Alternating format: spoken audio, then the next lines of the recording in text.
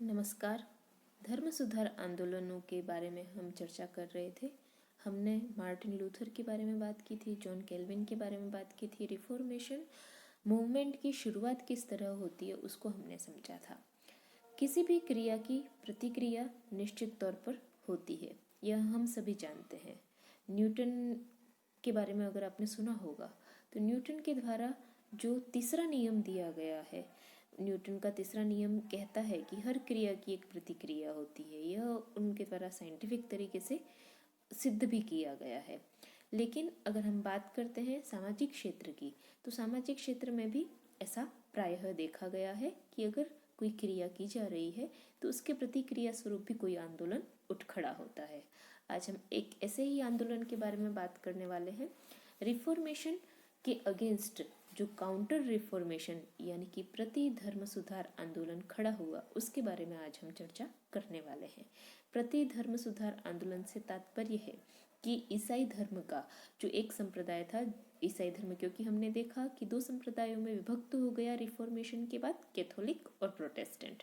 Protestant को Protestant ही इसीलिए कहा गया क्योंकि वो प्रोटेस्ट यानी कि विरोध कर रहे थे।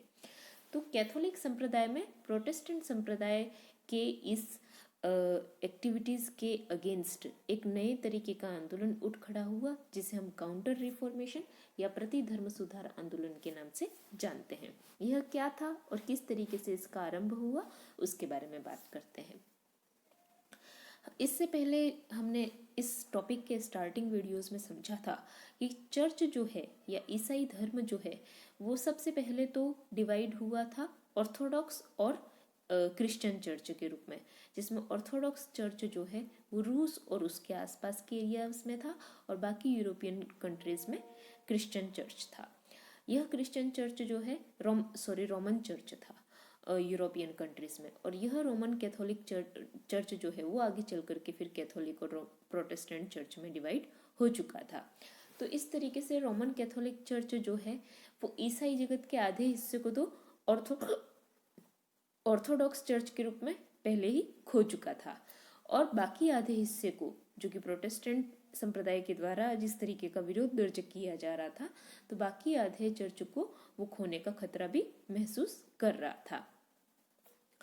इस खतरे की वजह से रोमन कैथोलिक चर्च के अंदर एक सुधार आंदोलन उत्पन्न होता है, एक सुधार आंदोलन का आरंभ होता है, और इस सुधार आंदोलनों की वजह से कैथोलिक चर्च में एक नवीन उत्साह उत्पन्न होता है और प्रोटेस्टेंटों के विरुद्ध वो प्रत्याक्रमण करना शुरू कर देते हैं। यह किस तरीके से आरंभ होता है उसके बारे में बात करते हैं। प्रोटेस्टेंटवाद का जो प्रवाह हो रहा था या जिस एनर्जी के साथ प्रोटेस्टेंट धर्म जो है वो फैल रहा था, तो उसको रोकने के लिए कैथोलिक चर्च के अनुयायियों के द्वारा दो तरीके के उपाय सुझाए गए। वेनिस के एक कार्डिनल थे जिनका नाम था कार्डिनल कोंटारेनी। उन्होंने कहा कि समझौता कर लेना चाहिए प्रोटेस्टेंट लोगों से। दूसरा सुझाव दिया गया नेपल्स के कार्डिनल कराफा के द्वारा।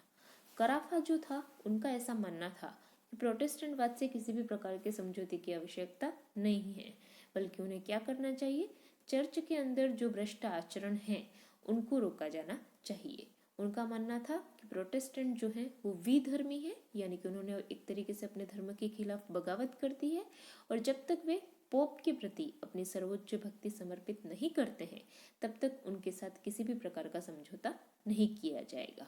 तो वेनिस के जो कार्डिनल कोंटारेनी का समझौते का और मेल मिलाप का सुझाव था, उसे दरकिनार करके कराफा के द्वारा दिया गया सुझाव था, उसकी जीत हुई और कराफा फिर पोल चतुर्थ के रूप में नया पोप बना। पोप पोल चतुर्थ के ये जो समर्थक थे, उन्होंने चर्च की काउंसिल की एक बैठक बुलाई चर्च में आवश्यक परिवर्तनों पर विचार विमर्श करने के लिए।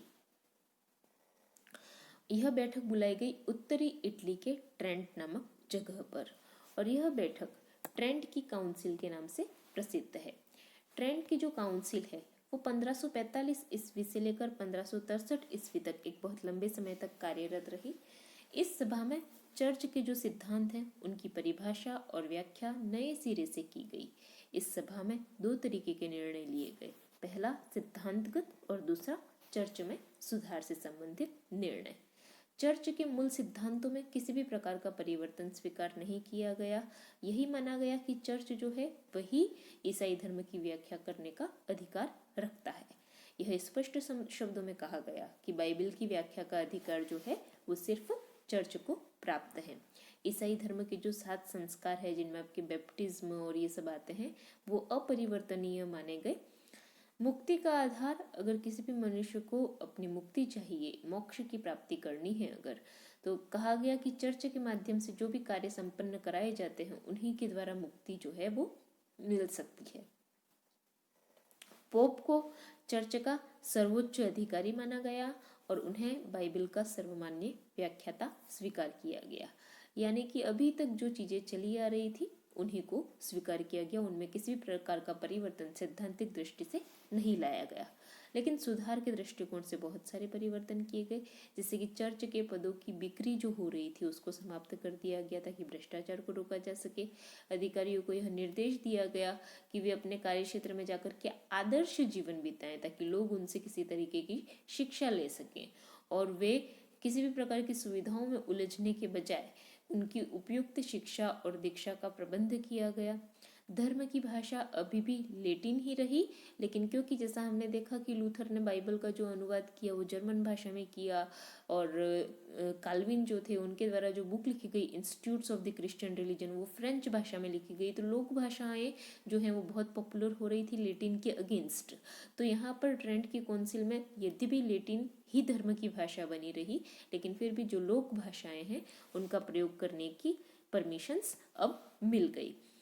इंडल्जेंस, जिसको लेकर के लूथर ने सबसे पहले बगावत की थी एक तरीके से, यानी कि क्षमा पत्र, उनकी बिक्री रोक दी गई और जितने भी संस्कार थे चर्च के उनसे संबंधित कार्यों के लिए पादरियों को जो आर्थिक लाभ मिल रहा था उस आर्थिक लाभ पर भी प्रतिबंध लगा दिया गया।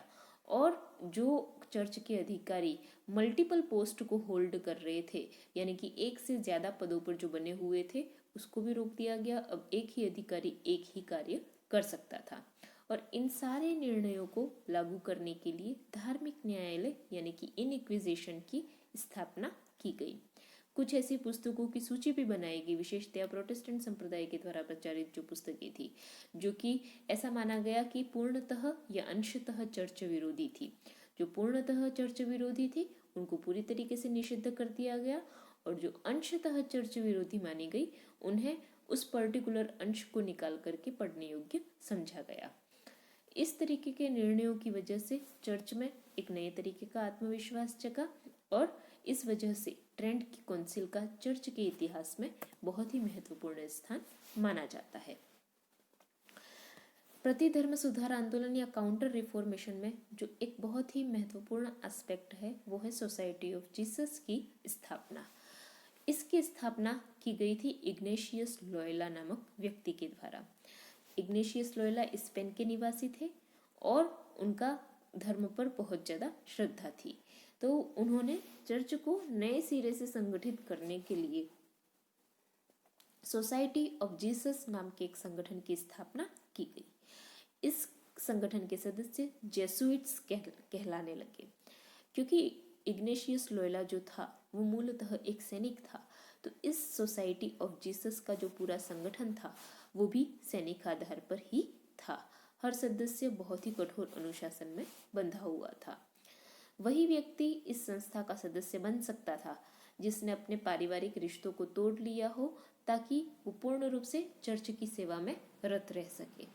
तो इस वजह से बहुत ही कठोर प्रशिक्षण उन्हें दिया जाता था इसके सदस्यों को लगभग 2 वर्षों तक, और इस प्रशिक्षण के दौरान जो बहुत ही मजबूती दर्शाते थे उन्हें विशिष्ट कार्यों के लिए फिर से ट्रेनिंग दी जाती थी।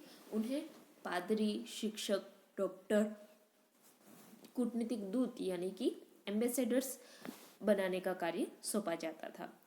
लोयोला जो है वो क्योंकि एक सैनिक भी था और वो जानता था कि चर्च के जीवन और मरण का प्रश्न है कैथोलिक चर्च के, तो इस वजह से इस संस्था में एक तरीके की अंतर्निहित आक्रामकता थी।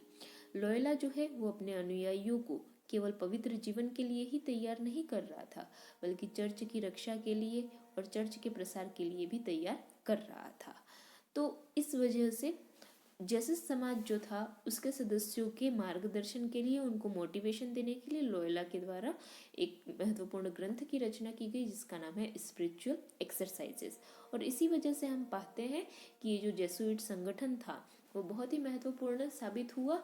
और इन्होंने जितने भी उस समय पर उपनिवेश वाले देश थे, जैसे कि अफ्रीका हो गया, इंडिया हो गया या अन्य एशियन कंट्रीज थी, तो वहाँ पर ये जेसुइट संगठन पहुँचे। उन्होंने ईसाई मिशनरियों के माध्यम से कार्य किया और उन्होंने शिक्षा पर बहुत ज़्यादा फोकस किया इन देशों में। और इस तरीके से उन्होंने कैथोलिक चर्च का जो है वो प्रचार प्रसार न सिर्फ यूरोप में बल्कि यूरोप से बाहर भी करने की कोशिश की। तो ये हमने एक एस्पेक्ट समझा जो कि धर्म सुधार आंदोलन के परिणाम के तौर पर माना जाता है, जिसे हम काउंटर रिफॉर्मेशन या प्रति धर्म सुधार आंदोलन के तौर पर देखते हैं। धर्म सुधार आंदोलन के अगर हम परिणामों की बात करते हैं तो प्रति धर्म सुधार आंदोलनों के अलावा बहुत सारी ऐसे हम देखते हैं कि बाद में आगे चलकर के कैथोलिक और प्रोटेस्टेंट संप्रदाय जो है वो बहुत बड़े बड़े युद्धों में रत हो जाते हैं, इन्वॉल्व हो जाते हैं और उस वजह से यूरोप में एक तरीके के धर्म युद्ध छिड़ जाते हैं। जैसे कि 30 ईयर्स तक एक वॉर चला है यूरोप में, प्रोटेस्टेंट और कैथोलिक इन दोनों के बीच, इन दोनों को मानने वाले देशों के बीच।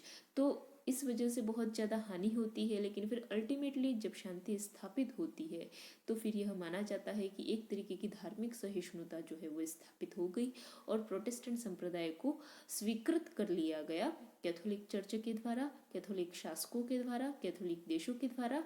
और किसको क्या मानना है यह एक तरीके की व्यक्तिगत स्वतंत्रता एक तरीके की स्थापित हो जाती है। तो ये हमने आज बात की है धर्म सुधार आंदोलन के एक बहुत ही महत्वपूर्ण एस्पेक्ट के बारे में। धन्यवाद।